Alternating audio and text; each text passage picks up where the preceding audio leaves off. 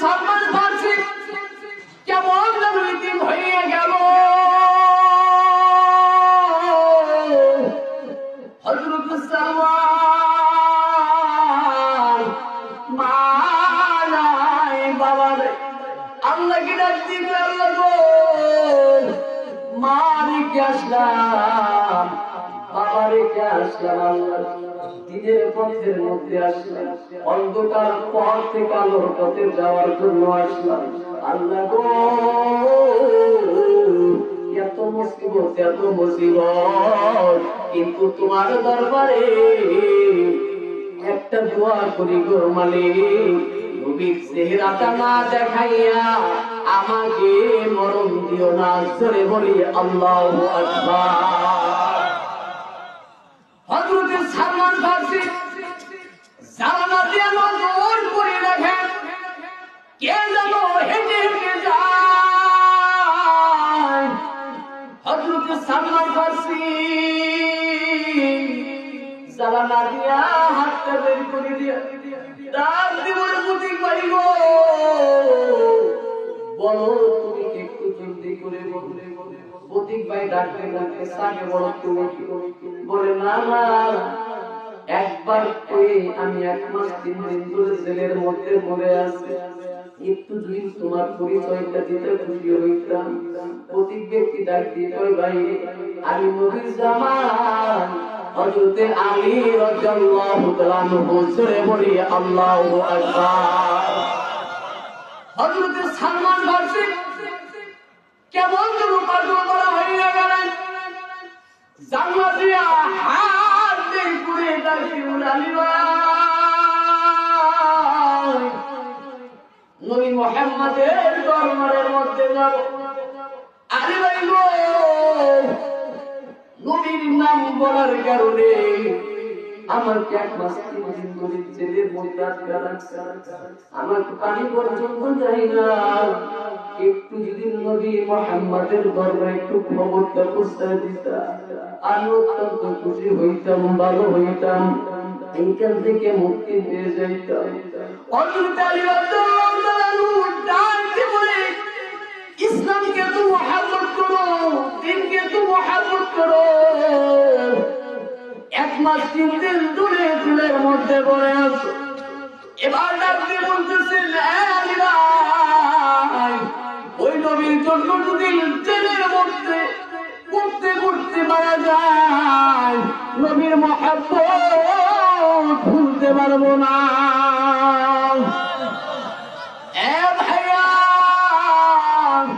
নবীকে যারা মহব্বত করবে কিয়ামতের ময়দানে আল্লাহ রাব্বুল আলামিন তাদের জন্য আল্লাহ রাব্বুল আলামিন জান্নাতের সুসংবাদ দান করেছেন।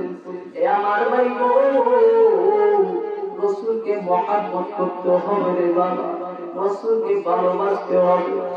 সালমান ফারসির মতো মানুষ যদি এখনো ইসলামের মধ্যে ঢোকে নাই, এখনো মুসলমান হয় নাই, তারপর বাবা এত পাগল পাড়া, এত পাগল পাড়া। আজকে আমি দিদিকে ভালোবাসি, সন্তানকে ভালোবাসি, বাড়িকে ভালোবাসি, কিন্তু আপনাকে ভালোবাসি না, নবীকে ভালোবাসি না, দিনকে ভালোবাসি না। কথা বলেন ঠিক না বেটি? কিন্তু আল্লাহ তাআলা ডাকতে কই দুনিয়ার মানুষ সব চাইতে আমি আল্লাহ রাব্বুল আলামিনকে যারা ভালোবাসবে তারাই উত্তম। জোরে বলি সুবহানাল্লাহ। যারা আমি আল্লাহকে ভালোবাসবে, রাসূলকে ভালোবাসবে, তাদের জন্য আমি আল্লাহ রাব্বুল আলামিন জান্নাতের মধ্যে আমি আল্লাহ তাআলা ঘর রেডি করে রাখবো। জোরে বলি আল্লাহু আকবার। ও বাবা হযরতে হানজালা রাদিয়াল্লাহু তাআলা বাসর রাত, প্রথম বাসর রাত ফরজ গোসল করার জন্য যায়, কিন্তু নবী মুহাম্মদের নাম কানের মধ্যে যখন শুনলেন নবী মুহাম্মদকে কারা যেন আক্রমণ করেছে, হযরতে হানজালা রাদিয়াল্লাহু তাআলা বিবির কাছে চলে গেলেন। বিবির কাছে যাইয়া ডাক দিয়ে বলে বিবি রে তলোয়ারটা দাও, নবীর দরবারে যাব। আল্লাহু আকবার। ও বন্ধুরা, আপনারা নবীকে কেমন মহব্বত করতে হবে, আলেমদেরকে কেমন মহব্বত করতে হবে, দিনকে কেমন মহব্বত করতে হবে শুনুরা। হযরতে হানজালা ডাকতে বলতেছেন, নিজের তলোয়ারটা দিয়ে দাও। বিবি ডাকতে বলে, স্বামী গো, আপনি তো নাপাক মানুষ, আপনি কেমনে নবী মুহাম্মদের দরবারে যাবেন? হযরতে হানজালা ডাকতে বলে, আয় বিবি, আমি যদি যাইতে যাইতে নজর করে দেখি আমার মায়ার নবীকে কতল করে ফেলছে। আর কাকে নবী নবী বলে ডাকতে, নবী নবী বলে ডাকতে। এরে বিবি, তোমার সাথে একটা কথা হইছে, আমাকে বিদায় দিয়ে দাও, বিদায় দিয়ে দাও, হাসি মুখে বিদায় দিয়ে দাও। যদি মরে যাই গো, দেখা হবে ওই হাসরের ময়দানে। আর যদি আল্লাহ রাব্বুল আলামিন আমাকে টিকা রাখে, তাহলে আমি বাড়ির মধ্যে ফিরব। জোরে বলে আল্লাহু আকবার। হযরতে হানজালা তলোয়ার দিয়ে নবী মুহাম্মদের দরবারের মধ্যে চলে গেলেন। হযরতে হানজালা যুদ্ধ শুরু করিয়ে দিলেন। হযরতে হানজালা যুদ্ধ করতে করতে এক হাত কেটে গেল, আর এক হাত দিয়ে যুদ্ধ করতে করতে আর এক হাত যখন কেটে গেল, হযরতে হানজালা শহীদ হইয়া গেলেন। আল্লাহু আকবার বলে। হযরতে হানজালার বিবির গানের মধ্যে কে যেন ডাক দিয়ে বলতেছেন, আয় হানজালার বিবি, তোমার হানজালা দুনিয়ার মধ্যে নাই, শহীদ হইয়া গেছে। আল্লাহু আকবার। হযরতে হানজালার বিবি আল্লাহ কিসবাতুল মসজিদুরা মায়ার নবী সাহাবায়ে কেরামকে ডাকতে বলতেছেন, সব লাশটাকে বিনা গোসলে দাফন দিয়ে দাও। মায়ার নবী নজর করে দেখেন, কে যেন আওরাতে পাগলকে শেখরা মহিলা শুনতেছে। নবী মুহাম্মদের দরবারে ডাকতে বলতেছেন, পয়গম্বর, আমার স্বামীকে গোসল মতে জানাজার দিবেন না, দাফন দিবেন না। জোরে বলে আল্লাহু আকবার। আমার মায়ার নবী ডাকতে বলে, মাগো তুমি কে? ডাক দিয়ে বলতেছে, আমি হলাম হানজালার বিবি। আমার হানজালা, আমার স্বামী হানজালা নাকি শহীদ হইয়া গেছে, বিনা গোসলে দাফন দিবেন না, দাফন দিবেন।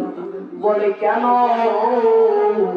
শহীদদের তো গোসল দেওয়ার প্রয়োজন নাই। ডাকতে বলতেছে, না না না না, ওরে পয়গম্বর, আমার স্বামী যখন যুদ্ধে, আমার স্বামী যখন গোসল করার জন্য আপনার নাম যখন কানের মধ্যে শুনছে, আপনাকে নাকি বেঈমানের আক্রমণ করেছে, আমার স্বামী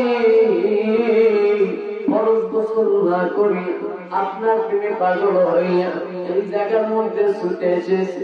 ও পয়গম্বর, আমার স্বামীকে গোসল পানি জানাজার করবেন না। নবী মুহাম্মদ ডাকতে বলেন, এই সাহাবীরা, নজর করিয়া দেখো হানজালার লাশটা কই দেখা যায়, হানজালার লাশটা কই দেখা যায়। সাহাবীরা হানজালার লাশটা খুঁজে খুঁজে খুঁজে খুঁজে প্রত্যেকটা লাশের সাথে রক্ত লাগানো, কিন্তু হানজালার লাশের কাছে যখন গেল নজর করে দেখে রক্ত নাই, কিছু নাই। হানজালার চুল বেবে, দাড়ি বেবে পানি ভরে। আল্লাহু আকবার। সাহাবীরা ডাকতে বলে, ও পয়গম্বর, প্রত্যেকটা লাশের সাথে রক্ত লাগানো, কিন্তু হযরতে হানজালার লাশটা এমন একটা লাশ, কেমন যেন চুল বেবে পানি ভরে, দাড়ি বেবে পানি ভরে। মায়েরা নবী আকাশের দিকে তাকায় ডাকতে বলে, মালিক, এই হানজালাকে কে বা গোসল করাইল? জিবরাইল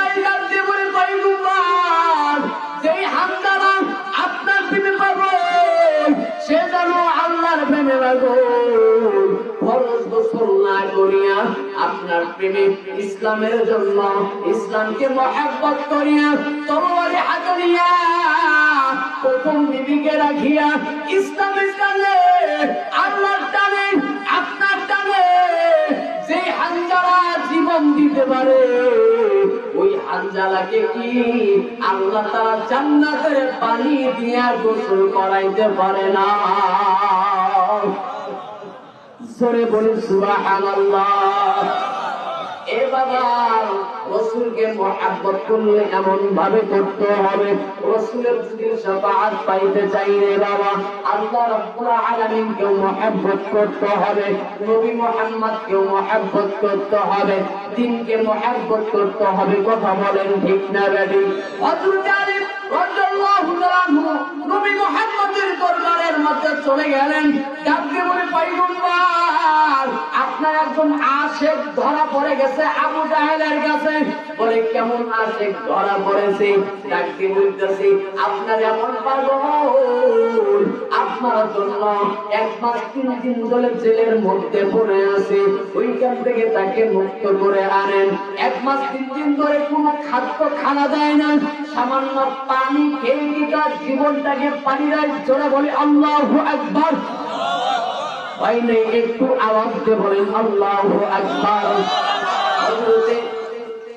হযরত আলী রাদিয়াল্লাহু তাআলা আনহু ডাক দিয়ে বলে পয়গম্বর এখন কি করা যায়? পয়গম্বর ডাক দিয়ে বলতেছে যাও আমার মুরব্বি সাহাবী আবু বকর তুমি চলিয়া যাও, 2 টাকা লাগে পয়সা লাগে পয়সা দেব, তারপরও তুমি ওই সালমান ফার্সিকে মুক্ত করে আনো। হযরত ওমর রাদিয়াল্লাহু তাআলা আনহু তলোয়ার নিয়ে ডাক দিয়ে বলতেছেন নবী গো আপনি যদি আমাকে অনুমতি দিতেন ওই বেঈমানের কাছে যাইতাম, শুধু সালমানকে মুক্তি করা নয় ওই বেঈমানের কল্লাটা আমি আলাদা করে দিয়ে আসতাম। নবী মুহাম্মদ ডাক দিয়ে বলেন না না না, তোমার ব্যাপারে কোনো অনুমতি নাই, আবু বকর তুমি চলে যাও। হযরত ওমর রাদিয়াল্লাহু তাআলা ডাকতে বলতেছেন আল্লাহ আমি যাইতে পারলাম না, দেখি আবু বকর খালি হাতে ফেরত আসে কিনা। হযরত আবু বকর চলে গেলেন সালমানকে মুক্তি করার জন্য। খুব খেয়াল করবেন, কোনো দিকে নজর দিবেন না রে বাবা। সালমানকে মুক্ত করার জন্য যখন আবু বকর রাদিয়াল্লাহু তাআলা আনহু চলে যায়, আবু জাহেলের কিছু মানুষ ডাক দিয়ে বলে না না না না, তোমার হাতে সালমানকে মুক্ত দেব না। হযরত আবু বকর খালি হাতে আসে।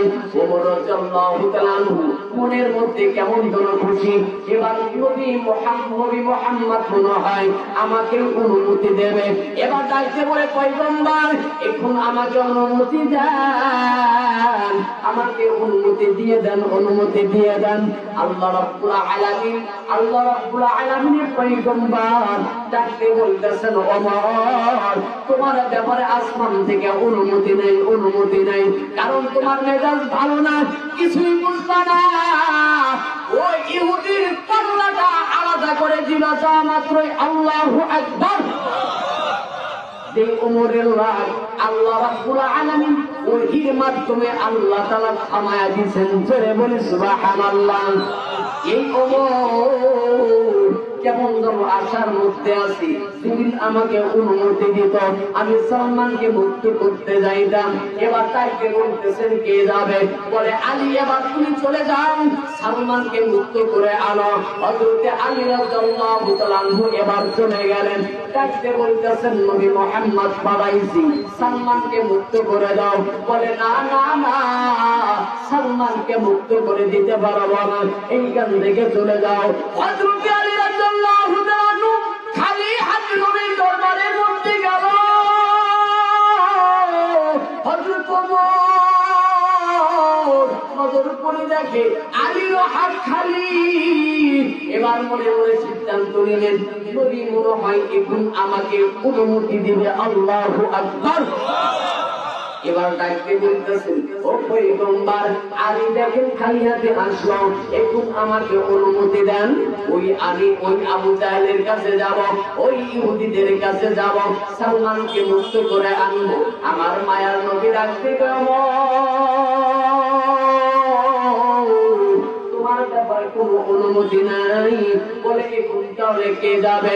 বলে আমার সাহাবী হযরতে ওসমান, তুমি এবার সালমানকে মুক্ত করার জন্য যাও। এবার যখন সালমান চলে গেলেন, এ ভাইয়া সালমান রাদিয়াল্লাহু তাআলা চলে গেলেন, সালমানকেও দিলেন না, সালমানও খালি হাতে আসলেন। এবার ওমর রাদিয়াল্লাহু তাআলা আনহু ডাকে বলতেছেন, নবী গো,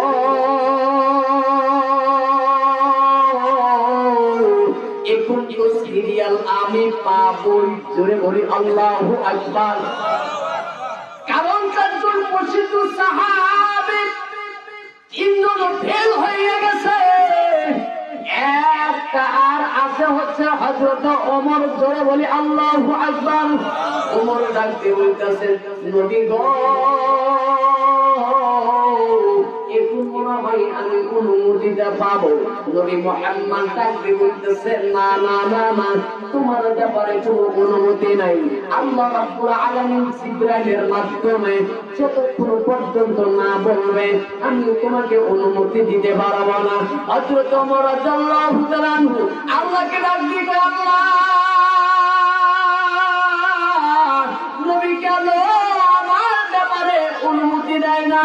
আল্লাহ গো, তুমি নবীকে বলে দাও আমার মেজাজটা ঠান্ডা থাকবে। জিবরাইলের মাধ্যমে নবী মুহাম্মদকে ডাকতে বলতেছেন, নবী গো, আপনি তো যাবেন, কিন্তু ওমরকেও সাথে নিয়ে যাবেন। আল্লাহ রাব্বুল আলামিন বলে দিয়েছে, ওমরের মেজাজ গরম থাকবে না, ওমরের মেজাজ তখন ঠান্ডাই থাকবে। জোরে বলে আল্লাহু আকবার।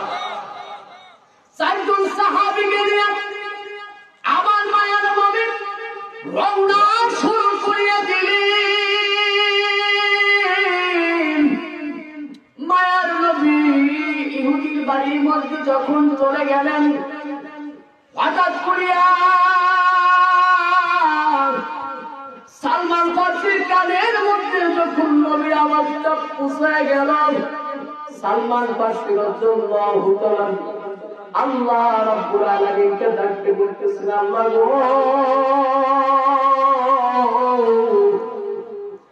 যে নবীর জন্য এত বিনা নিজের কাটলাম, আল্লাহ গো, ওই নবীর কত সুন্দর কণ্ঠ, কত সুন্দর কণ্ঠ, যদি একটু দেখতাম আমার কোরআনটা জুড়িয়ে যেত। হযরত হামজা রাদিয়াল্লাহু তাআলা জান্নাতে ওকে মারিয়া দেখে, দয়ার নবী, মায়ার নবী, দিনের নবী বাড়ির মধ্যে হাজির। জোরে বলি আল্লাহু আকবার। হযরত হামজা কাঁদতে কাঁদতে কাঁদতে কাঁদতে কেমন যেন চলতে, কেমন যেন হাত ভেঙে ফেলেছেন, ঘাড় ভেঙে ফেলেছেন। হযরত হামজা রাদিয়াল্লাহু তাআলা ওই সাহাবী ডাকতে বলতেছে, ও পয়গম্বর, আপনাকে পাওয়ার জন্য দিনকে মহব্বত করে, আল্লাহ রাব্বুল আলামিনকে মহব্বত করে একটা মাস, 1 মাস 3 দিন এই জেলের মধ্যে ছিলাম। ও পয়গম্বর, আমি হলাম সালমান, আপনারা আসেন। ও পয়গম্বর, একটা মাস এগুলো পেটের মধ্যে কোনো খাদ্য নাই, কোনো খাবার নাই। পয়গম্বর, যদি একটু আমাকে পানি দিতেন গো, আমার পিপাসাটা মিটাই। নবী মুহাম্মদ ডাকতে বলতেছেন, একটু পানির ব্যবস্থা করে দাও। বলে, না না না, হবে না, হবে না, হবে না। কিছুক্ষণ পর হযরত সালমান ফারসি রাদিয়াল্লাহু তাআলা নজর করিয়া দেখতেছে, নবী মুহাম্মদ তার দিকে তাকায়, হযরত সালমান ফারসি তার দিকে তাকায়। নবী মুহাম্মদ ডাকতে বলতেছেন, এই সালমান ফারসি, দুটা আঙ্গুল মুখের ভিতরে দাও, দুটা আঙ্গুল মুখের ভিতরে দাও। হলো মুখের ভিতরে দিয়ে বলতেছে, এখন একটু কিছুক্ষণ পর কেমন যেন সালমান ফারসি মুসকে মুসকে হাসে। সালমান ফারসি কি ডাক দিয়ে বলে, এই সালমান হাসো কেন? বলে, আমার মুহাম্মাদের আল্লাহ এক আঙ্গুল দিয়া মধু পানি পান করায়, মধু পান করায়, আর এক আঙ্গুল দিয়া আমার আল্লাহ তাআলা পানি পান করায়। জোরে বলি আল্লাহু আকবার।